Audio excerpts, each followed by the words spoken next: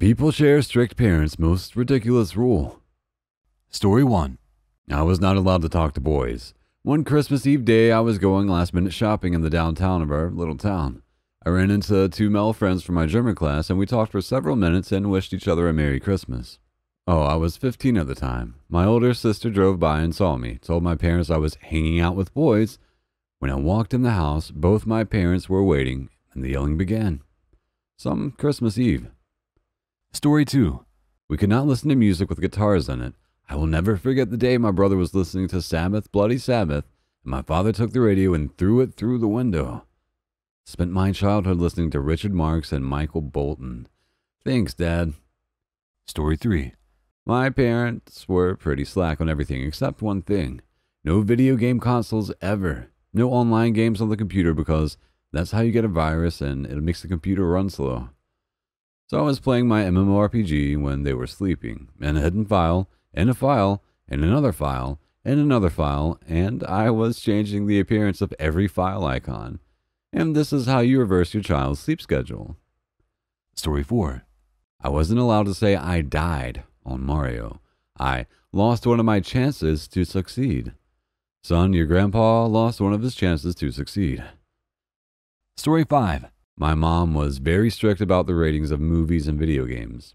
One year for Christmas, a relative gave me a copy of Star Wars, Shadow of the Empire for the Nintendo 64. It was a T14 rated game, and I wouldn't be turning 13 for another 4 weeks. My mom had my dad drive me to Toys R Us to return the game. We walked into the store and over to the games, and he had me pick out an E for Everyone rated game.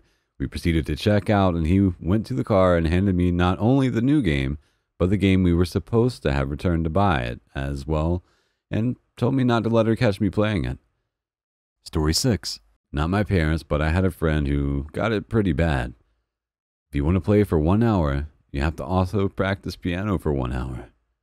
These and other such rules were posted on his bedroom door. Story 7. I wasn't allowed to cross any streets until middle school. Thus, my best friends were the ones who lived on the same block as me. Story 8. I had a friend who wasn't allowed to say the word stupid and tried to report me to the teacher when I said it. Teacher yelled at me and then told me it was okay in private and not to say it around that one kid. Nice guy, though, just had a helicopter mom. My kids are allowed to say stupid, but we always taught them that it was never okay to use it referring to a person.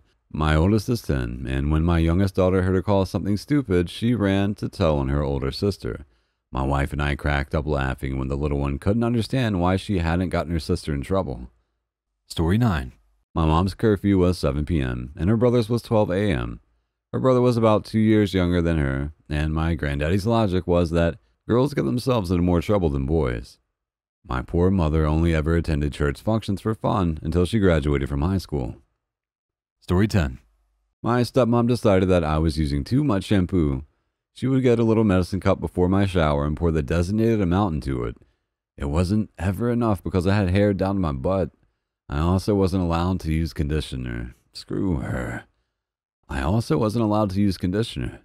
I got a paper out when I was 12 years old. The very first thing I bought with my earnings was a giant bottle of conditioner. Story 11. When I was in the 5th grade, I wrote some stuff in my diary about masturbating, and like a month later, my mom went through all my stuff. She would randomly go through my room, tear it apart.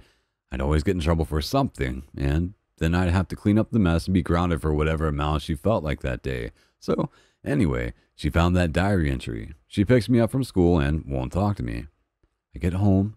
My door was removed from my door. That diary entry was taped up on the wall, and I was threatened with a belt if I didn't answer all her invasive questions.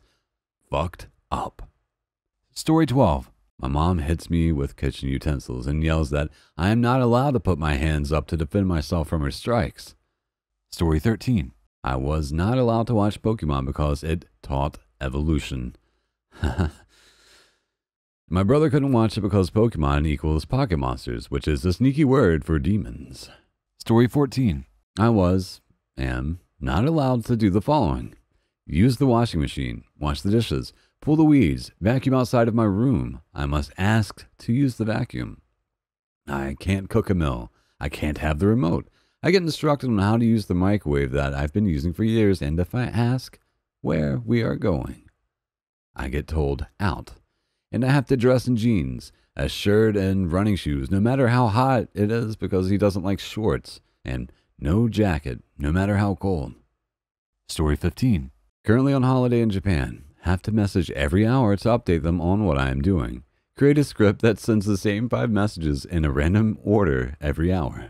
Story 16.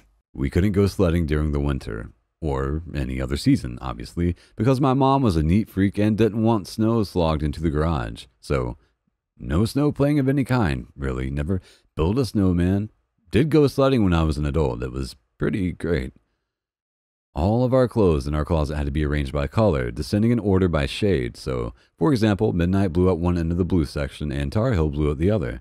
There was a system in place for colors, too, so if the yellows were by the purples, for example, there would be hell to pay.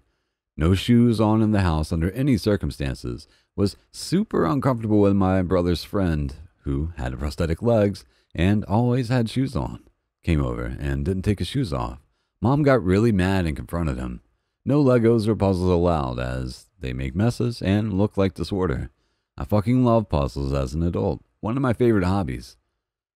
Story 17. 30 minutes of internet time a day, and 99% of the time, that was supervised. As in Mom looking over my shoulder and commenting on conversations. We had a web TV, rest in peace, and when they weren't home, they would literally lock the keyboard in a toolbox. My sis and I could never have friends stay over because the house is a mess. No amount of cleaning satisfied Mom, because the real reason was she wanted to be able to fight with my dad at will. Story 18. I was from a large family, and discipline was very strict. If myself or one of my siblings broke one of the major rules, my parents would hold a truth session. All the children would be brought to my dad's study, where the guilty party would be given an opportunity to confess.